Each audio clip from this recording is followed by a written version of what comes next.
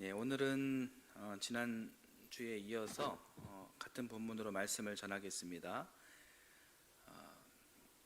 지난 주에는 여러분 이스라엘 3대 명절인 유월절, 오순절, 장막절을 간략하게 이렇게 설명하면서 오순절 성령 강림 사건이 갖는 중요성에 대해서 말씀을 드렸습니다. 유월절과 오순절을 연결하는 50일간의 시간은 예수님의 십자가 부활 승천이 있던 이 50일을 상징하는 시간이다. 예수님의 십자가 부활 승천은 전적으로 하나님께서 계획하신 일이다. 이 하나님 구원 사역에 사람의 역할과 공로는 전혀 없었다. 그러나 오순절 성령 강림 사건 이후 하나님은 당신의 나라와 의를 구하는 일에 피조물인 사람과 함께하려 하신다. 그 방법은 성령을 우리 안에 보내신 것이다. 그래서 하나님 구원 역사는 예수님의 십자가 부활 승천 이후에 종결된 것이 아니고 새로운 출발을 하게 되었다. 사도행전이 그런 역사 안에 쓰여진 것이다. 2000년이 지난 오늘의 우리도 그 역사 안에 있는 것이다. 오늘을 살아가는 성도로서 우리의 사도행전을 함께 써나가자. 성령님의 내주하심을 믿고 예수 그리스도의 흔적을 남기며 살아가는 우리가 되자. 한 주를 그렇게 시작하자. 이렇게 제가 지난주에 설교를 드렸습니다. 요약이 좀 잘 됐습니까? 여러분 그렇게 한 주를 사셨습니까? 예수 그리스도의 흔적을 남기며 한 주를 사셨습니까?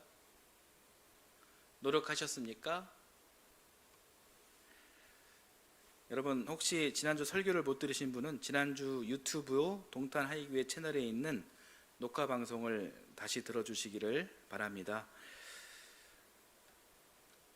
오늘은 지난주와 같은 본문입니다. 오늘은 성경 본문을 중심으로 이렇게 말씀을 전하겠습니다. 지난주와 연결되고 있습니다. 자, 1절을 먼저 보겠습니다. 오순절이 되어서 그들은 모두 한 곳에 모여 있었다. 네. 오순절 날에 12제자들과 120명의 기도회 용사들은 마가 요한의 다락방에 모여 함께 기도하고 있었습니다.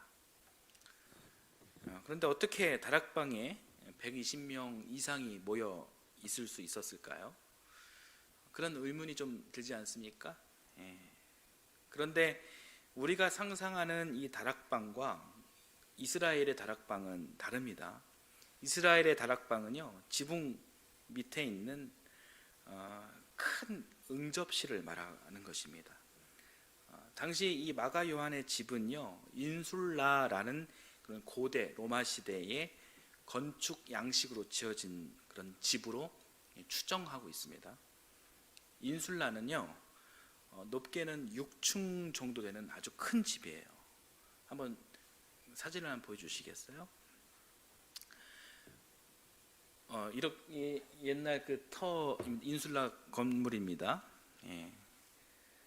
이것을 복원한 것이 이제 컴퓨터로 복원한 것이 이런 모양인데 어떻습니까? 1층에는 이 상점이고요. 그리고 2, 3, 4, 5, 6층에는 주거 공간입니다.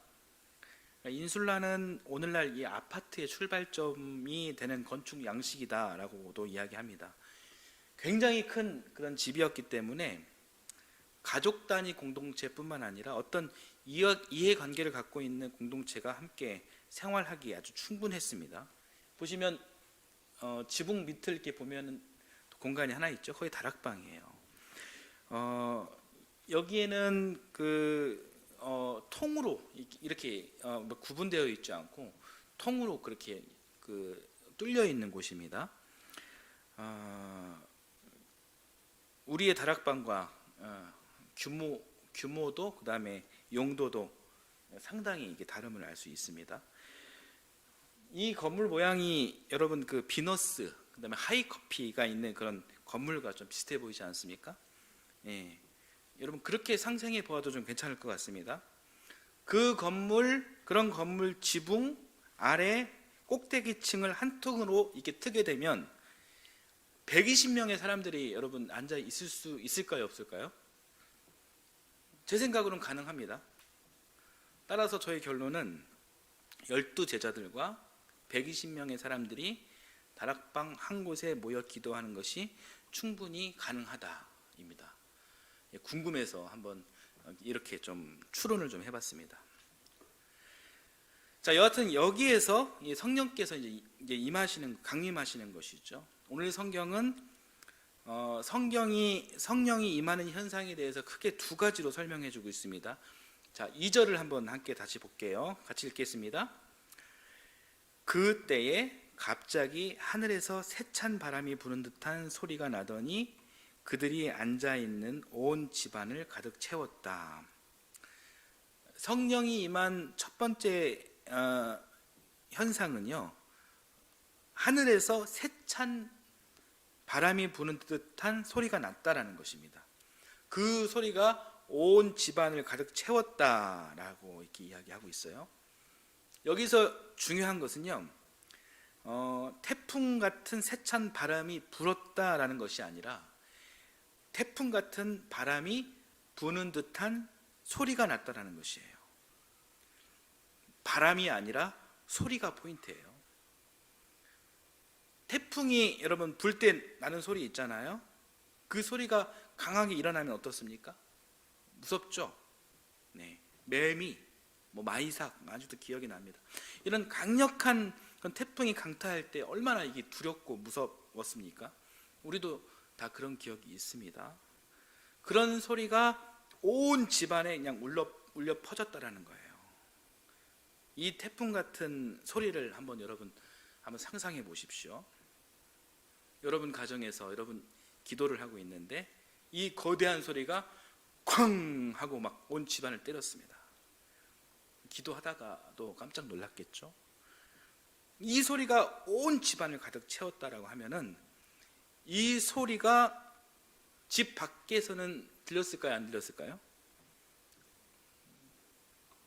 저는 들렸을 것이다라고 그렇게 생각합니다. 성경에는 안 나왔지만 그런 상상이 가능하죠. 다시 성경으로 돌아와서요.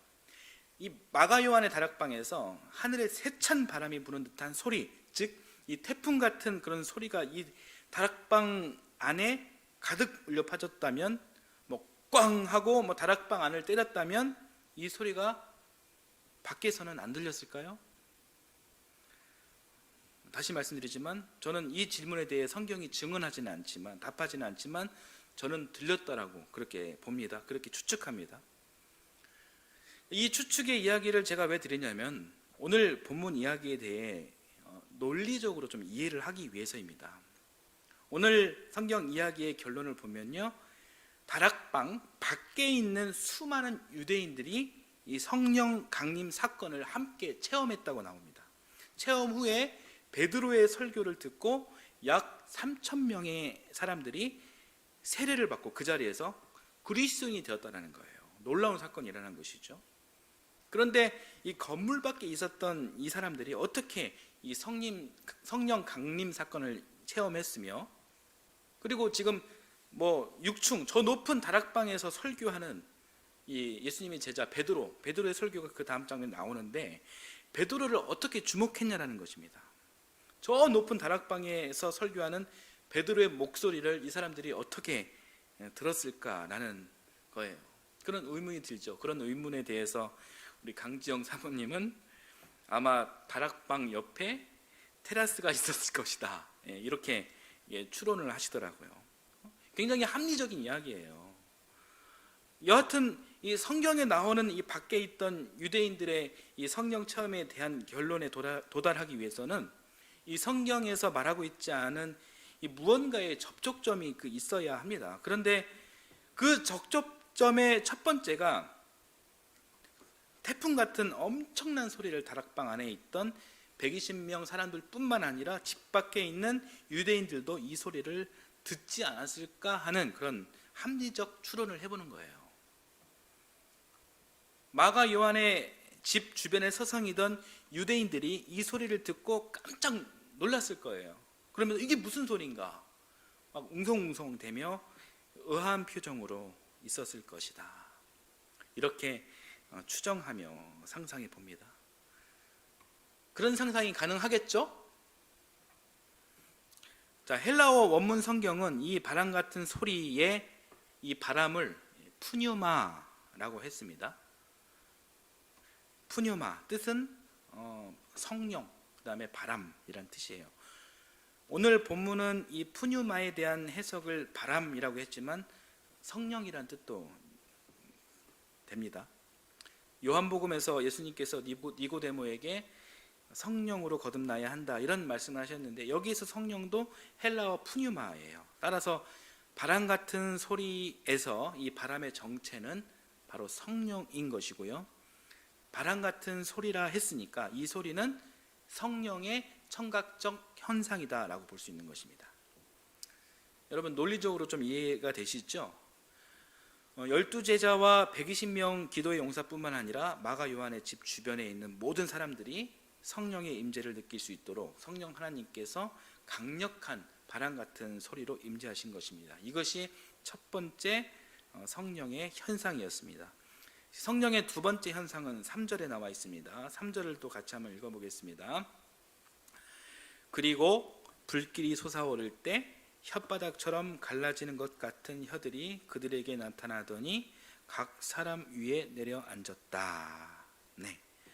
자, 여기에서도 임재하신 이 성령의 모습을 우리가 잘 봐야 합니다. 자, 성령이 무엇으로 임재하셨나요? 성령이 불로 임재하셨습니까? 불로 임재하셨습니까? 찬송에서도 불로 충만하게 하옵소서 이런 찬송이 있지만, 말씀의 정확한 이야기는요, 불의 혀처럼 갈라지는 무엇이 임한 거예요. 그 무엇이 각각의 사람들 위에 나타난 겁니다. 120명 각각의 사람들에게 나타난 거예요. 이 절의 포인트는 각각 나타났다, 이 부분입니다.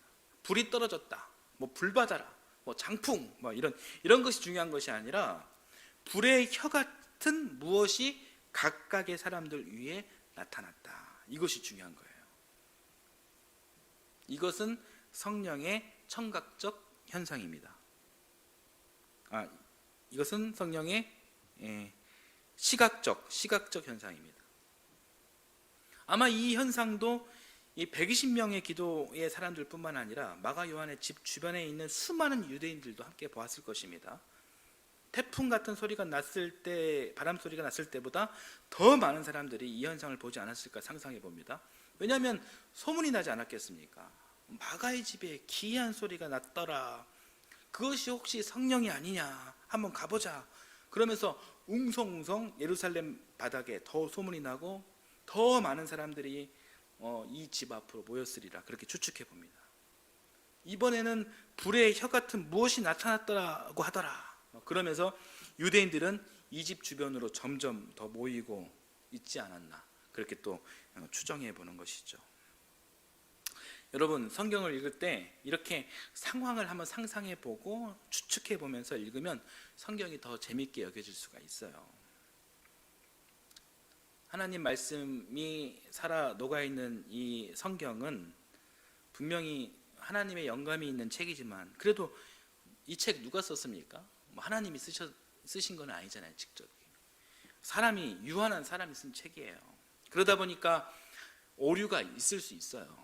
전후 맥락이 어색한 부분도 있고요, 같은 상황을 다른 관점으로 다르게 해석한 부분도 있고요, 그리고 또 이게 하나님의 뜻인가 싶을 정도로 인정하기 힘든 그런 장면도 있습니다. 그런 이야기들을 1.1획 문자 하나 오류가 없는 것으로 여기는 성경 읽기 방법론은 옳지 못합니다. 성경 읽기 방법론에 대해서는 나중에 다시 말씀드리겠습니다. 여하튼 이렇게 상상을 해보는 거예요. 강렬한 소리로 불의 혀 같은 무엇이 각자에게 시각과 청각의 모양으로 다락방에 있던 수많은 집 주변에 있던 다락방 주변에 있던 수많은 그런 유대인들에게도 똑같이 이 성령 강림의 현상을 목도하고 있었다는 것입니다. 그렇게 봐야 이 사도행전 2장 오순절 성령 강림 사건이 이해가 되는 거예요. 그런데 왜 누가는 굳이 불의 혀처럼 갈라지는 이 혀라는 그런 표현을 했을까요? 아마 이 표현은요, 4절과 연관이 있어 보입니다. 4절도 함께 같이 보겠습니다. 같이 읽겠습니다. 그들이 모두 성령으로 충만하게 되어서 성령이 시키는 대로 각각 방언으로 말하기 시작하였다. 여러분, 혀는 어떤 기능이 있습니까? 이 맛을 이렇게 분별하는 그런 기능도 있지만 이렇게 말하게 하는 기능도 있습니다.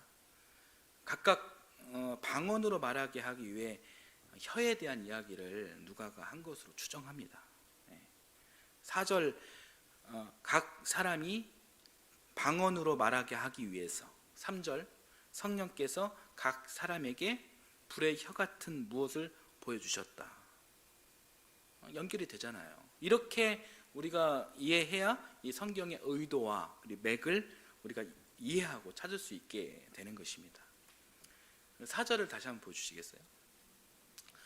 4절 이야기는요, 성령 충만의 첫 번째 사건을 말해주고 있습니다. 이 성령의 이야기는 뭐 구약 시대에도 나오고 그리고 이전 상황에도 이렇게 언급이 됐지만 한 공동체의 집단에 이렇게 성령의 강림, 임재, 내주하신 이 사건은 오순절 성령 강림 사건이 처음입니다. 처음이다 보니 성령 세례의 사건도 처음이에요. 성령 충만도 처음이고요, 성령 세례도 처음이에요. 제가 방금 이 성령 충만과 성령 세례를 이렇게 분리해서 말씀을 드렸는데, 자, 이 부분 참 중요하니까요, 이 둘의 차이를 한번 살펴보겠습니다. 자, 4절 말씀에는 그들이 모두 성령으로 충만하게 되어서 성령이 시키는 대로 각각 방언으로 말하기 시작하였다. 이 말씀을 보았듯이 성령 세례에 대한 이야기는 안 나오고 성령 충만만 언급하고 있습니다만, 그렇지만 순서가 이렇습니다. 성령 세례가 먼저이고 그 다음이 성령 충만입니다. 이 둘의 가장 큰 차이점은 바로 이것입니다. 성령 세례 없이 성령 충만은 있을 수 없습니다. 성령 충만의 전제가 성령 세례라는 것입니다. 이것이 가장 큰 차이고요. 또 어떤 차이가 있을까요? 이 둘은 거의 동시에 일어날 수 있는 사건입니다. 그러나 그렇지 않을 수도 있습니다. 동시에 일어난다는 것은 단 1초의 찰나의 순간일지라도 성령 세례가 먼저 있고 난 다음에 성령 충만이 가능할 수 있다는 말입니다. 오순절 성령 강림 사건이 이런 경우에 해당되는 거예요. 굉장히 순간적인 그런 찰나의 순간으로 성령 세례와 성령 충만이 동시에 일어난 것이에요. 너무 동시에 일어나서 4절에서 성령 세례를 언급하지 않았나 이렇게 생각을 해봅니다. 성령 세례가 무엇일까요? 성령 세례는 성령을 통해 죄 사함을 받게 하는 그런 세례가 바로 성령 세례라고 합니다. 죄로 인한 하나님과 나의 단절을 회복하는 것입니다. 이 은혜의 사건이 성령 세례라는 거예요. 제가 여러분께 질문 하나 드리겠습니다. 성령이 나와 함께 하심을 믿게 되면서 영적 자유함을 여러분 가져본 적이 있으신가요? 나의 연약함으로 인한 한계와 고통보다 하나님 사랑의 확신과 구원의 확신 때문에 고통 중에도 오히려 감사와 기쁨이 넘치는 경험을 여러분 혹시 한 번이라도 해본 적이 있으신가요? 그런 뜨거운 경험을 하신 적이 있으신가요? 만약 있다면 여러분은 성령 세례를 받으신 거예요. 죄 사함을 받으셨고 창조주 하나님 구원의 백성이 여러분 이미 된 것입니다. 자, 또 한 가지 질문을 드립니다. 이 성령 세례는 나중에 또 받게 되는 것일까요? 아니면 이미 받았으니 다시 받는 것이 아닌 것일까요? 또 받았다가 1번, 또 받는다가 1번, 안 받는다가 2번. 여러분 몇 번일까요?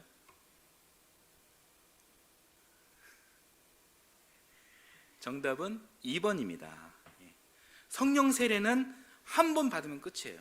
구원의 백성이 된 것이 다시 번복되거나 취소되지 않습니다. 성령 세례를 받는 단 순간에 이 죄사함과 구원의 효력은 그건 영원한 것입니다. 이게 바로 성령 세례라는 것입니다. 성령 충만은 다른 개념입니다.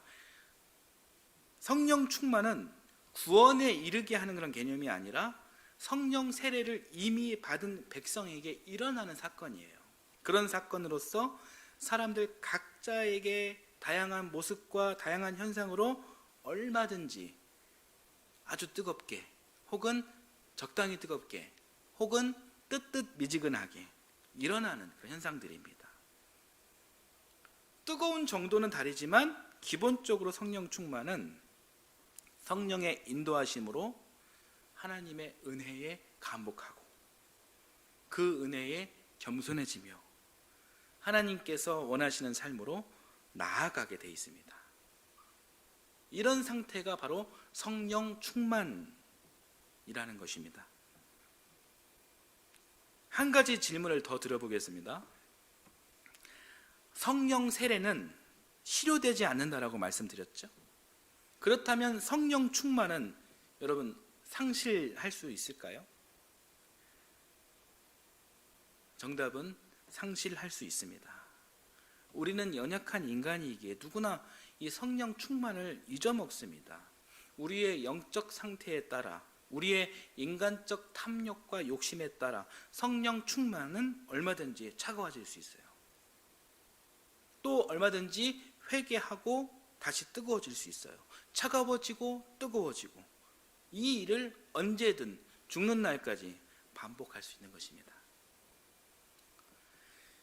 그래서 신앙인으로서 중요한 것은 이 성령 충만을 잘 관리 유지하는 것이 중요한 거예요. 최소한 뜨뜻미지근하게라도 말입니다. 어떻게 유지 관리할 수 있을까요? 그래서 교회 공동체가 있는 거예요, 여러분. 어제 그 문현재 성도님과 잠깐 전화 통화할 일이 있어서 통화하다가 이런 이야기를 나눴습니다. 신앙과 교회 공동체에 대한 이야기를 나눴는데요. 교회가 무엇하는 곳일까요? 이런 이야기예요.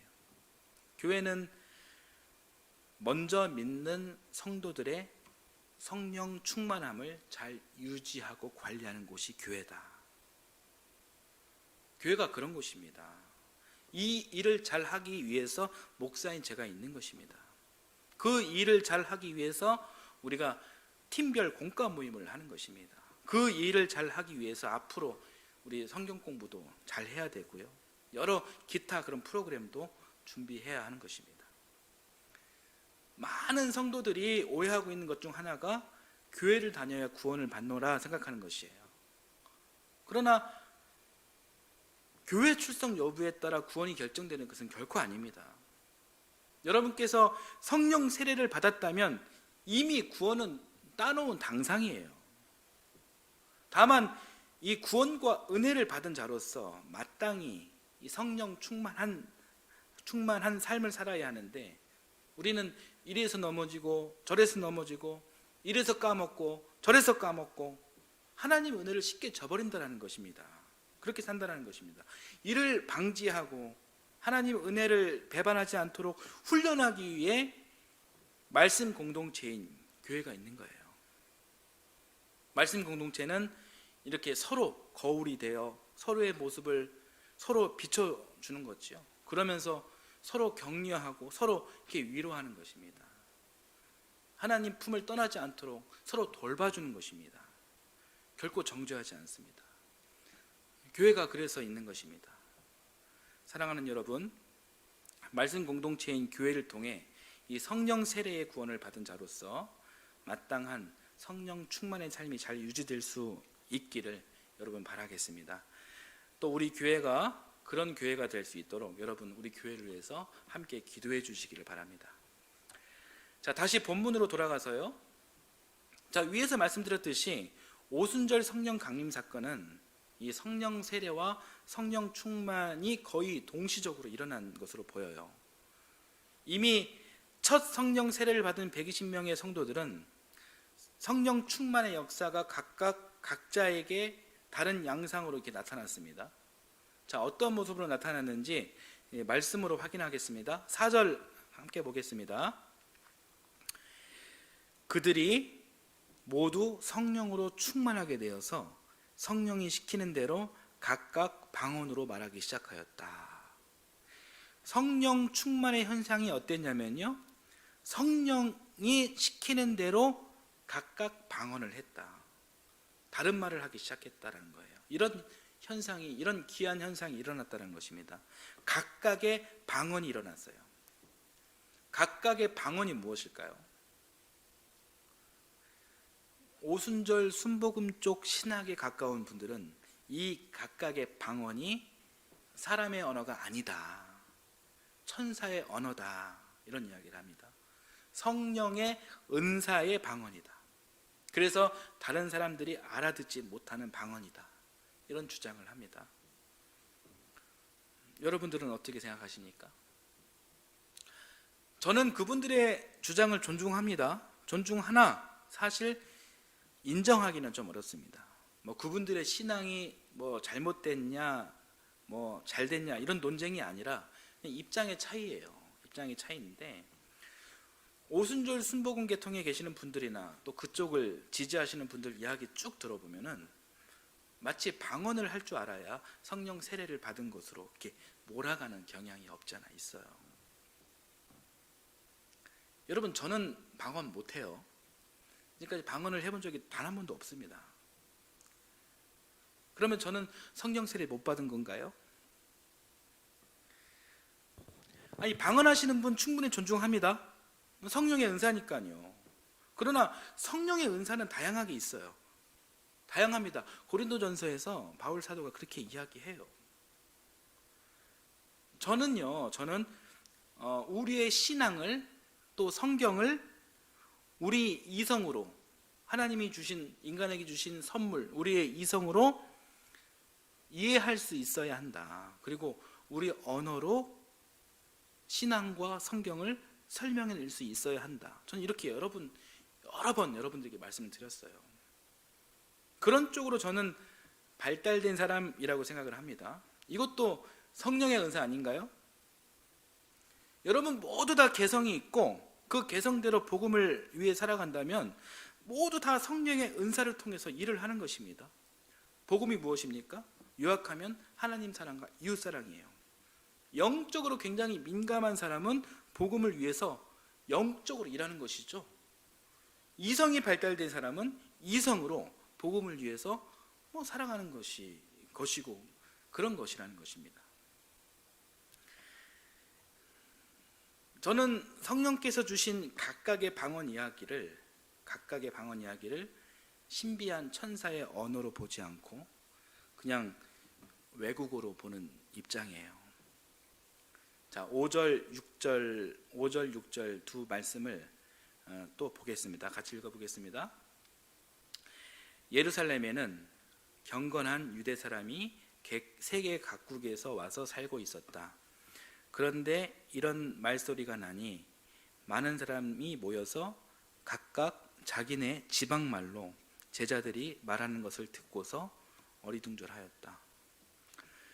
오순절 성령 강림 사건의 방언 이야기를 천사의 언어로 보지 않고 외국어로 본다라는 이야기에 대해 방금 읽은 오늘 본문 5절 6절에서 명료하게 설명해 주고는 있지만, 그러나 여기에 대한 설명이 더 필요합니다. 이 이야기는 여러분 다음 주에 이어서 전하도록 하겠습니다. 오늘 말씀은 여기까지 전하겠습니다. 찬송하겠습니다.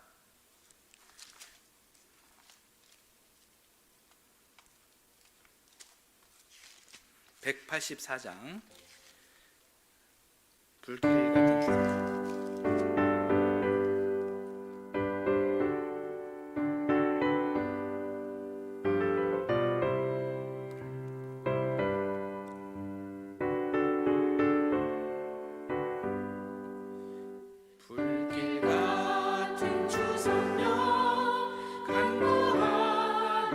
우리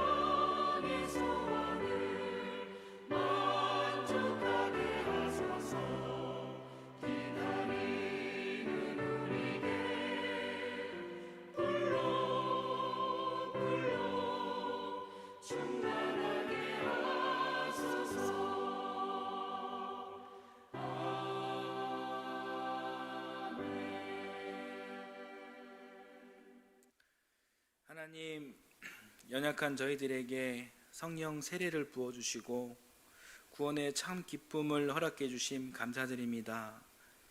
언제나 저희들 안에 성령 충만함을 허락해 주시고 주님 은혜와 사랑을 받은 자로서 마땅히 주님께서 말씀하신 복음, 하나님 사랑과 이웃 사랑을 살아내는 저희들이 되도록 인도하여 주옵소서. 이 시간 주님 주신 은혜에 감사하며 귀한 예물을 드립니다. 이 예물이 쓰이는 곳곳마다 하나님의 정의가 드러나게 하시고 바친 손길 기억하셔서 주의 복으로 충만케 하옵소서.